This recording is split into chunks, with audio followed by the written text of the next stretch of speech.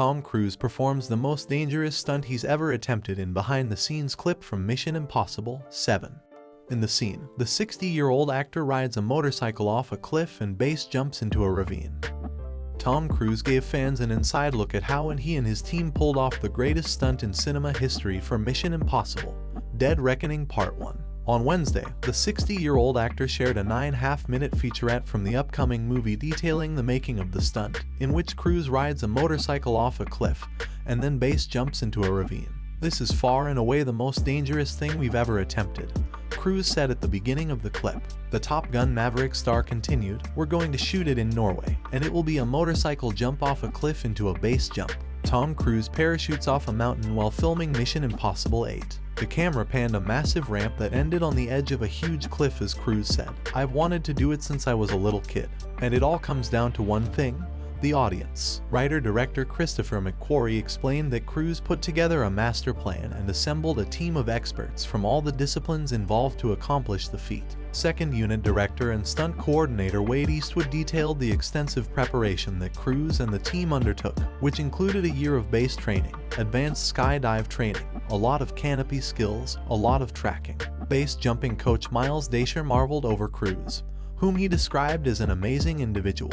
"You tell him something, and he just locks it in," Daisher added. "His sense of spatial awareness, he's the most aware person I've ever met." Tracking with John and Miles in the air, Eastwood continued, doing lots of different positioning, like they were a two-man team in the air, coming on top of each other, below each, back tracking, front tracking. "You know, we've drilled and drilled and drilled." In the clip, Cruise explained that the motocross was the next part of the training. Eastwood recalled how the team built a motocross track in order for the actor to get comfortable jumping 70 to 80 feet tabletops. "I have to get so good at this that there's just no way that I miss my marks," Cruise added. Cruise went on to say that he trained and drilled, performing more than 30 jumps a day to perfect every aspect of the stunt. The video stated that he performed over 13,000 jumps in all, with Eastwood noting that he performed over 500 skydives during his training. McQuarrie explained that another challenge involved was positioning the cameras so all the stunts were captured on film. "Coming up with the stunt is only one of the technical challenges," he explained. "The other is putting a camera in place that you can see where Tom is doing it." He added, "Finding the right lens, the right platform, the right medium.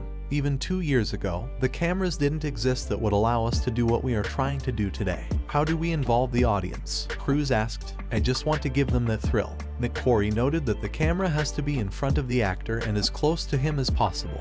The production team built a ramp over a quarry in England to replicate the jump in Norway, and filled the landing area with cardboard boxes to catch the motorcycle after Cruise jumped off it. "How fast should I go off? What distance do I travel?" Cruise said. In order to accomplish the camera work, the team built models of different ramps at different angles to calculate Cruise's trajectory.